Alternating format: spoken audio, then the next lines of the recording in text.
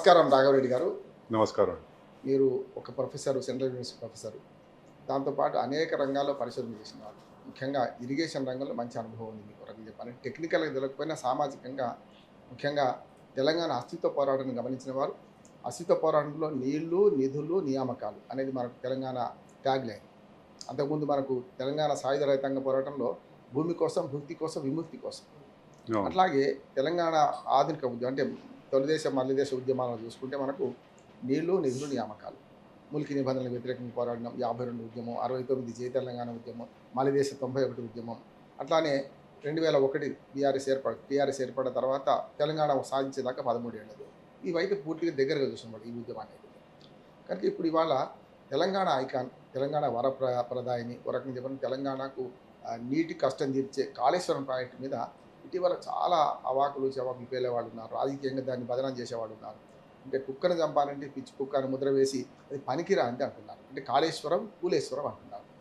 ఈ విషయంలో స్పష్టంగా మీరు కాళేశ్వరం ప్రాజెక్ట్ ఏంటి, దానికి ఎందుకు నిర్మించారు, ఏ రకంగా రాజకీయానికి సంబంధం లేదు. మీ ప్రొఫెసర్ గారు కనుక మీరు రాజకీయాలతో సంబంధం లేదు, మీరు ఒక అకాడమిషియన్గా మీరు మాట్లాడతారు కనుక దయచేసి మీరు ఈ కాళేశ్వరం కూలేశ్వరమా, అసలు కాళేశ్వరం ప్రాజెక్టు ఏ ఉద్దేశంగా వచ్చింది, తెలంగాణ రైతాంగం దేనివల్ల నష్టపోతుంది, దేనివల్ల లాభపడుతుంది, రైతాంగం సంఘటన ఎట్లా కావాలి.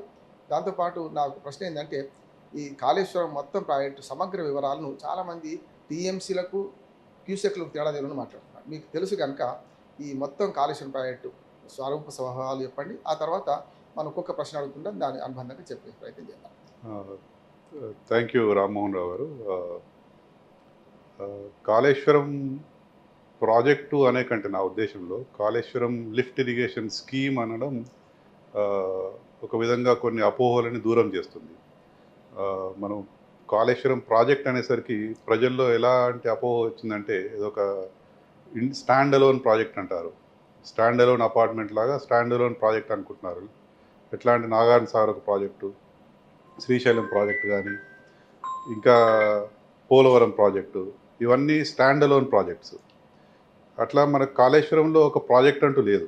కాళేశ్వరం ప్రాజెక్టే కాదు అసలు. కాళేశ్వరం అనేది వివిధ 3 బ్యారేజీలు, పంప్ హౌజులు, కాలువలు, రిజర్వాయర్లు, వీటి సమాహారం.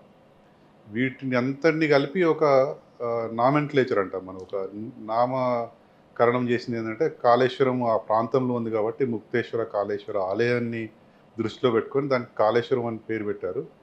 కానీ మనం టెక్నికల్ చూసుకున్నట్టయితే ఇది కాళేశ్వరం లిఫ్ట్ ఇరిగేషన్ స్కీమ్. ఇది KLIS, అది మోస్ట్ అప్రోప్రియేట్ టర్మ్ అది.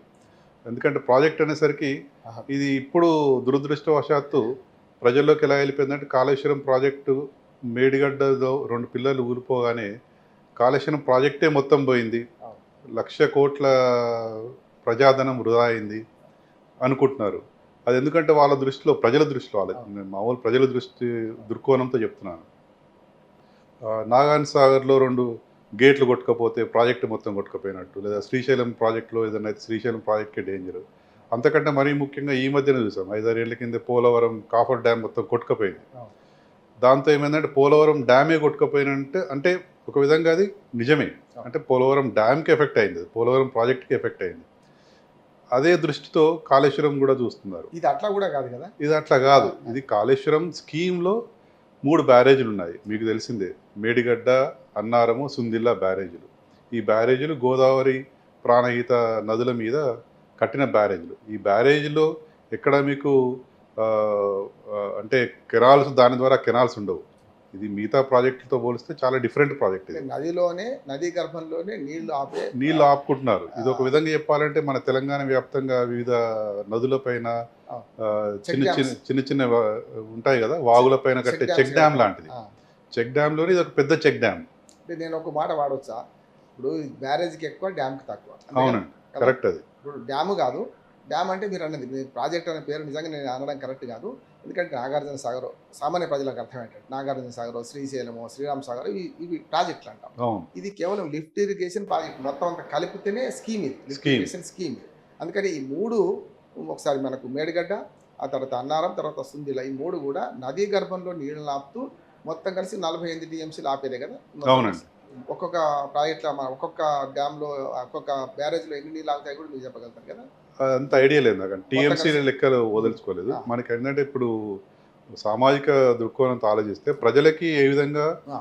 ఈ విషయం దీనిపైన అవగాహన రావాలనే నా ఉద్దేశ్యం. రైట్. ఎందుకంటే నాగార్జున సాగర్ ప్రాజెక్ట్ తీసుకున్నట్టయితే నీకు దానికి లెఫ్ట్ కెనాల్ ఉంటుంది, రైట్ కెనాల్ ఉంటుంది. శ్రీశైలము ముఖ్యంగా కట్టింది విద్యుత్ ఉత్పత్తి కోసం. దానికి కెనాల్స్ ఉండవు. ముఖ్యంగా తర్వాత తర్వాత పోతిరెడ్డిపాడు అవన్నీ వచ్చాయి. కానీ ఆ రోజుల్లో ప్లాన్ చేసింది మాత్రం ఓన్లీ విద్యుత్ ఉత్పత్తి కేంద్రం మాత్రమే. జల విద్యుత్ ఉత్పత్తి కేంద్రం అది. అట్లాగే మిగతా చోట్ల వాటికి కెనాల్స్ ఉంటాయి. ఇప్పుడు మనకి ఈ మూడిట్లో కెనాల్స్ ఎక్కడ ఉన్నాయండి? లేవు. మేడిగడ్డలో లేవు, నీళ్ళు సుందిలో అక్కడ లేవు, పైకి వస్తాయి. అన్నారం పైకి లేవు. లిఫ్ట్ ఇది చేయాల్సిందే మనం కానీ కెనాల్స్ ఉండవు. కెనాల్స్ అసలు ఉండవు. సాగు భూమి కూడా అక్కడ ఉండదు. ఉండదు. అది. బ్యారేజ్ మాత్రమే. అవును. నీటిని ఆపుకుంటాము. అంతే. అక్కడ నుంచి మనం లిఫ్ట్ చేసుకుంటున్నాం. అవును. పంప్ హౌజులు పెట్టేసి ఎక్కడికక్కడ పంప్ హౌజులు పెట్టి పై ఎత్తుకు లిఫ్ట్ చేసుకుంటున్నాం నీళ్ళు అనేవి. అవును. సో దానివల్ల ఆ లిఫ్ట్ చేసుకోవాల్సిన అవసరం ఎందుకు వచ్చిందంటే తెలంగాణ పీఠభూమి, తెలంగాణ మాగాణి అంతా కూడా హైట్లో ఉంది. గోదావరి మాత్రం కింది నుండి పోతుంది.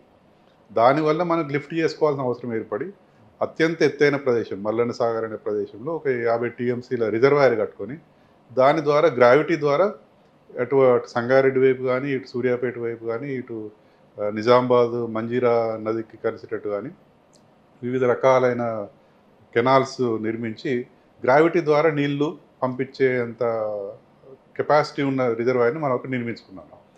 సో ఇప్పుడు మనం అంటే నాగార్జున సాగర్ ప్రాజెక్ట్ అలా ఉండదు. మీకు రైట్ కెనాల్ వదిలిపెడితే నీళ్ళు కిందకి వెళ్ళిపోతూనే ఉంటాయి అవి. దారిలో చెరువులు నింపుతారు, పొలాలకు డైరెక్ట్గా నీళ్లు పారుతాయి, ప్రతి ఎకరానికి నీళ్ళు అందుతాయి. అక్కడ మనకి కాస్ట్ అనేది ఈజీగా అనలైజ్ చేయొచ్చు. ఇప్పుడు మనం మూస పద్ధతిలో చూసినట్టయితే ప్రాజెక్ట్ అంటే ఒక ఎకరానికి నీళ్లు అందించడానికి ఎన్ని రూపాయలు ఖర్చు అవుతుంది ఈ ప్రాజెక్ట్ పైన అని బేరీజ్ వేస్తారు. వయబిలిటీ లెక్క. వయబిలిటీ లెక్క. కానీ మనం ఈ కాళేశ్వరం లిఫ్ట్ ఇరిగేషన్ స్కీమ్ అలా చూడడానికి లేదు.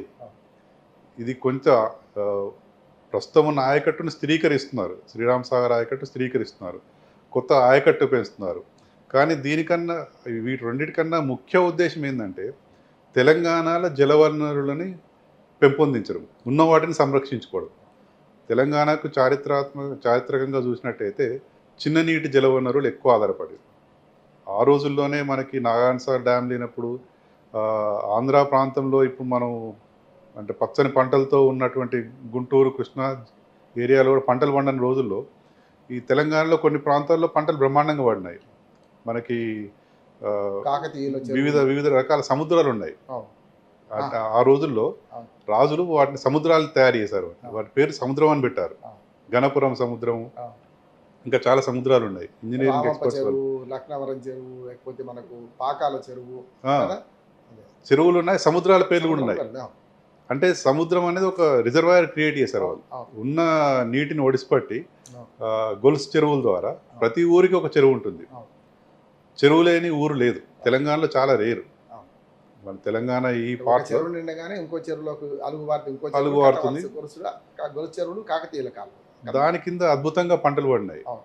ఈ కాళేశ్వరం ఒక ముఖ్య ఉద్దేశం కూడా ఈ ఉన్న చిన్న నీటి జల వనరులని మళ్ళీ రివైవ్ చేయడం. ఎందుకంటే అవి చాలా నెగ్లెక్ట్ కాపడ్డాయి. సమైక్యాంధ్ర పాలనలో వాటిని అసలు పట్టించుకోలేదు. పూటిక తీసిన పాప అనుకోలేదు, మరమ్మతులు చేయలేదు, తూములు బాగా చేయలేదు. ఈ కాళేశ్వరంలో ఎక్కడికక్కడ వీలైనంత వరకు వాగులు నింపారు. హల్దీ వాగు కానీ, కూడవెల్లి వాగు కానీ, అవి మీరు చూసినట్టయితే సమ్మర్లో కూడా ప్రతి సమ్మర్లో మత్తడి పోస్తున్న వాగులు అవి. ఒకప్పుడు చూసుకున్నట్టయితే మనకి పీక్ ఎక్కువ వర్షాలు పడ్డ సీజన్లో మాత్రమే ఒక జీవిత కాలంలో ఒక 2-3 సార్లు మత్తడులు దుంకిన వాగులు ఇటువంటివి, అలుగులు బారిన వాగులు. కానీ ఇప్పుడు చూస్తే మీకు దాదాపు 360 రోజులు వాగు ఫుల్ ఉంటుంది. దీనివల్ల ఏమవుతుందంటే మీకు డైరెక్ట్గా పొలాలకి నీరు అందకపోయినా ఇండైరెక్ట్గా అందుతుంది. అంటే అక్కడ నెసెసిటీ కూడా లేదు మనకి. ఎందుకంటే తెలంగాణలో కొంత రాజకీయ ఒత్తిళ్ల వల్లనో లేకపోతే రాజకీయ పార్టీలు శ్రమించడం వల్లనో విద్యుదీకరణ జరిగింది. ఎలక్ట్రిఫికేషన్ ఆఫ్ పంప్ సెట్స్ అనేది చాలా పెద్ద ఎత్తున జరిగింది. తెలంగాణలో చాలా ఎక్కువ పంప్ సెట్స్ ఉన్నాయి. అంటే పంప్ సెట్స్ అన్నీ కూడా ఓపెన్ వెల్స్ లేదా బోర్ వెల్స్. సో దానివల్ల ఏమైందంటే ఈ ఓపెన్ వెల్స్లో రివైవ్ అయిపోయినాయి. ఇప్పుడు చెరువులో నీళ్ళు వచ్చేసరికి ఓపెన్ వెల్స్ రివైవ్ అయినాయి, బోర్ వెల్స్ రివైవ్ అయినాయి. దానివల్ల ఈ ప్రాజెక్ట్ మీద ప్రెషర్ లేదు. మీరు నాకు నా ఎకరానికి కాలువల ద్వారా నీళ్లు వస్తున్నాయా లేదా అన్న అంశం ముఖ్యమైన అంశం కాదు ఇక్కడ. ఇంకొకటి టోపోగ్రఫీ. మనంతా ప్లెయిన్ టోపోగ్రఫీ కాదు. అది మైదానం కోస్తాలో ఉన్నట్టు కానీ మిగతా చోటు ఉన్నట్టు కానీ ప్లెయిన్ టోపోగ్రఫీ కాదు. నీకు కాలువ ఒక దగ్గర వదిలిపెడితే అన్ని పొలాలకు నీరు పారేటట్టు లేదు. అంటే మనం అంటాం కదా, కాలడ్డం పెడితే పారే పొలాలు కావు మనవి. అక్కడ అంతా కోస్తాంధ్రలో మీకు సముద్ర మట్టం కన్నా 50-100 మీటర్ల లోపే అన్ని పొలాలు ఉంటాయి. కనుక మైదాన ప్రాంతాలు కనుక పోతూనే ఉంటాయి. మీరు అట్లా కాదు, మీరు గుట్టలు అన్ని రకరకాల కొండలు అడ్డం వస్తుంటాయి. అంటే అక్కడ మనం ఎక్కడికక్కడ ప్రతి ఊరికి ఒక చెరువు, ఒక మినీ రిజర్వాయర్ అయిపోయింది. ఆ చెరువుని దీని ద్వారా రివైవ్ చేసినాం మనం, మళ్ళీ సజీవంగా తీసుకొచ్చాం. మిషన్ కాకతీయ మొదలు పెట్టినారు. మిషన్ కాకతీయ ఓన్లీ ఫర్ చెరువుల మరమ్మత్తు, పూడిక తీయడం, తూములు మరమ్మతు చేసుకోవడము, కాలువలు మరమ్మతు చేసుకోవడం. కానీ కాళేశ్వరం స్కీమ్ ద్వారా అవసరమైనంత మేరకు, అందించగలిగినంత మేరకు ప్రతి ఎకరానికి నీళ్లు పోయినాయి, కాలువల ద్వారా పోయినాయి. మిగతా చోట్ల వాగుల ద్వారా నింపి, వాగుల ద్వారా లిఫ్టులు పెట్టేసి చెరువులు నింపారు. చెక్ డ్యాముల ద్వారా నీళ్ళు ఆపుకొని అక్కడ నుంచి చెరువులు నింపగలిగారు. దాని ద్వారా ఏమైంది, ఒక చెరువు నిండిందంటే దాదాపు ఒక 200-300 ఎకరాలకి నీళ్ళు అందిస్తుంది. అంటే ఖరీఫ్ రబీ సీజన్లో నీళ్ళు పుష్కలంగా వచ్చే అవకాశం ఉంటుంది. అంటే మళ్ళీ రైతు కొత్త బోర్లు వేసుకోవాల్సిన అవసరం లేకుండా ఒక నీటి ఎద్దడి తొలగిపోయింది. అంటే ఈ తెలంగాణ రైతులు కూడా ఎప్పుడు కూడా కోరుకోలేదు మా పొలానికి డైరెక్ట్గా నీళ్లు రావాలి, కాలువ నీళ్ళు రావాలి అనే ఉద్దేశం లేదు. ఎందుకంటే వాళ్ళకి తెలుసు, భౌగోళిక పరిస్థితులు తెలుసు. కొన్ని చోట్ల ఎత్తులు, కొన్ని చోట్ల వంపులు ఉంటాయి. అటువంటి చోట ఇదొక విధంగా చెప్పాలంటే మళ్ళీ మనం కాకతీయ రాజులు వాళ్ళు నిర్మించిన చెరువులని మళ్ళీ